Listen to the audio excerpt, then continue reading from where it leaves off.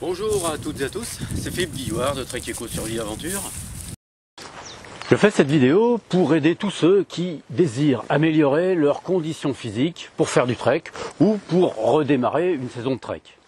Je vais vous montrer comment je me prépare entre deux treks, c'est-à-dire dans les moments où je ne voyage pas et où je ne fais rien de particulier, donc en général quand je rentre chez moi dans ma caravane.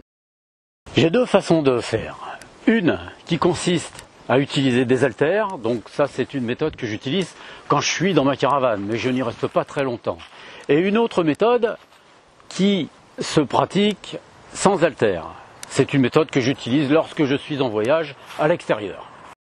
Je vais donc vous indiquer surtout la méthode que je préfère, celle qui donne le plus de résultats, c'est-à-dire celle qui correspond à la musculation. Je vais vous montrer comment je m'entraîne, sur quoi je m'entraîne, et vous allez voir, vous pourrez certainement le faire aussi, avec les mêmes résultats. Voilà ma salle de musculation.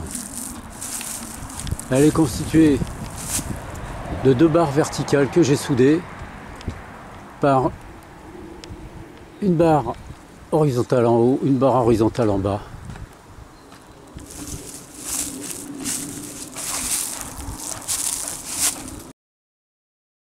Telle qu'elle est en bas, on peut faire le développé couché. En haut les squats et tout en haut les dorsaux par traction.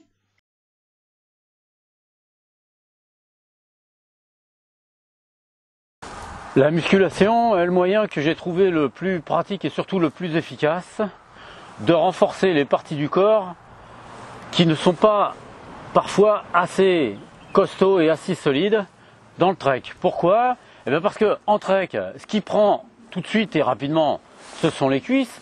Donc il n'y a pas tellement besoin de les entraîner parce que dès que vous commencez à courir, à monter, à grimper avec un sac à dos, forcément vos cuisses, elles prennent tout de suite de l'ampleur et elles deviennent costauds tout de suite. Par contre, en ce qui concerne les bras, les épaules, ça ne vient pas. Pourquoi? Parce qu'on ne s'en sert pas assez. Ce qui fait que dès que vous avez besoin de grimper sur un arbre, de monter sur des versants de collines, sur des massifs rocheux, etc., vous vous apercevez, ou parfois même de descendre en rappel, vous apercevez que dans les bras, ça manque un petit peu. Donc ce que je fais, depuis maintenant assez longtemps, j'utilise 4 mouvements particuliers que je fais régulièrement. Ces 4 mouvements me servent à développer les pecs, et les bras. Alors les pecs, la partie extérieure et la partie intérieure. Et pour les bras, biceps, avant-bras et triceps. Je vais vous montrer comment, c'est assez facile en réalité. Il y a 2 mouvements pour les pecs et 2 mouvements pour les bras. C'est pas difficile. Ça prend en gros, je vais dire 40 minutes pour les faire. Parfois moins longtemps.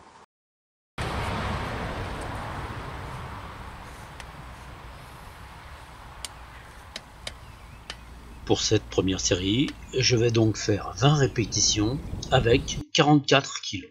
Entre chaque série, je laisse se dérouler un temps de repos de 1 minute à 1 minute et demie maximum. À chaque fois que je fais une série de plus, je rajoute de chaque côté un poids de 2 kg. Ce qui fait que 2 kg plus 2 kg, ça fait 4 kg de plus. Donc là, je vais faire une nouvelle série avec 4 kg de plus.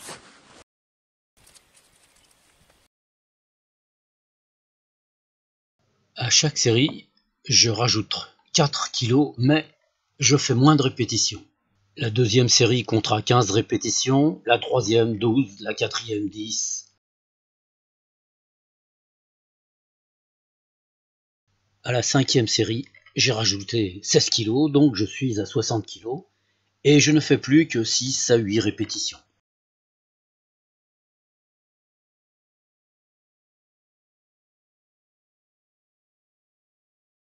Pour ce deuxième mouvement des pecs, je vais faire un mouvement qui me fait travailler l'intérieur des pecs et en même temps beaucoup plus les triceps. Donc je vais mettre moins, je reviens à mon point de départ, donc ici, pour pouvoir les porter et je vais le prendre en prise serrée. Ici, pour ces 5 nouvelles séries, maintenant que je suis chaud, je vais garder le même rythme de répétition, c'est-à-dire 8 répétitions à chaque fois, tout en gardant le même poids. Donc je vais avoir 5 séries de 8 répétitions à 44 kg. Une fois que j'ai fait mes 2 séries différentes de pecs, je passe aux bras. Donc là, je vais faire les avant-bras surtout. Pour ça, je prends 2 haltères que je charge suffisamment. Lorsque je fais ces haltères, si j'en ai pas, je me suspends à une barre en traction et je me soulève. Ça revient pratiquement au même. Pour les bras, avec en plus la possibilité de faire les dorsaux. Mais là, c'est surtout les avant-bras que je veux faire. Donc je vais le faire avec les haltères puisque j'en ai. Là, je vais donc faire 5 séries de 8 répétitions avec des haltères pesant chacune 16 kg. Chacun devra ajuster le poids des haltères en fonction de ses capacités, bien sûr. Ce mouvement fait travailler les avant-bras, mais donne de l'épaisseur aussi aux bras, biceps, triceps.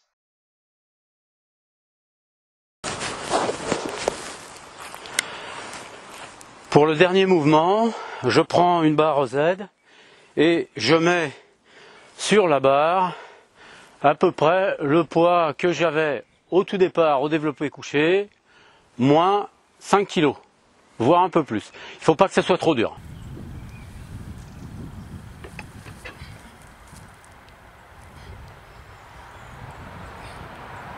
Ce dernier exercice devra être fait 5 fois à raison de 8 répétitions chacune.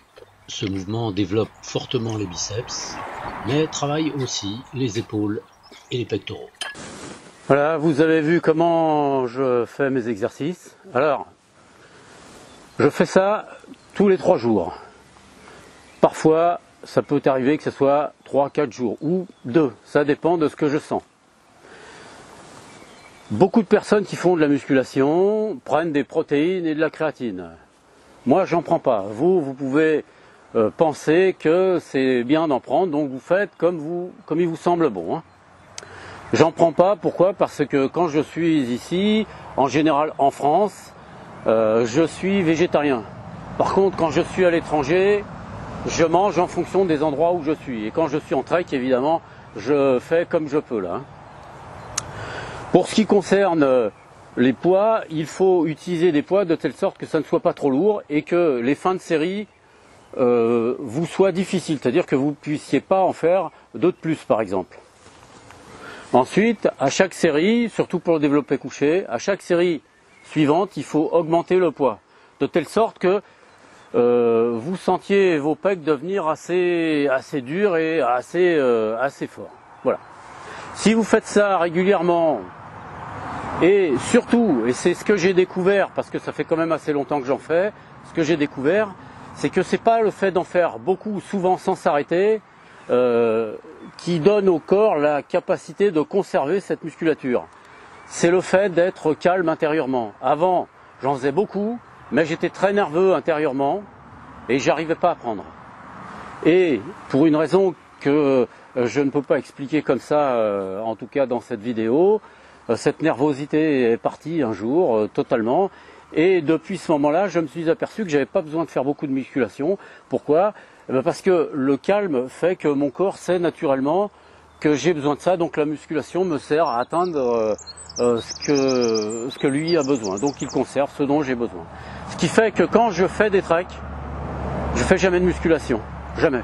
Donc parfois, il peut arriver que je parte pendant 1 mois et demi faire des treks. Et j'en fais pas pendant 1 mois et demi. Je rentre, je me remets à faire mon entraînement. Par contre, je vous montrerai dans une autre vidéo, ce coup-ci, parce que là, ça sera un peu long, ce que je fais lorsque j'utilise pas des haltères. Alors les haltères, pour ceux qui veulent en acheter, en réalité, ça coûte pas cher. Allez sur le Bon Coin, vous verrez, il y en a plein. Il y a beaucoup de gens qui commencent et qui continuent pas. Ça vaut vraiment pas cher. Voilà. Achetez-vous le minimum, un banc de musculation, quelques haltères, ça suffira. Voilà.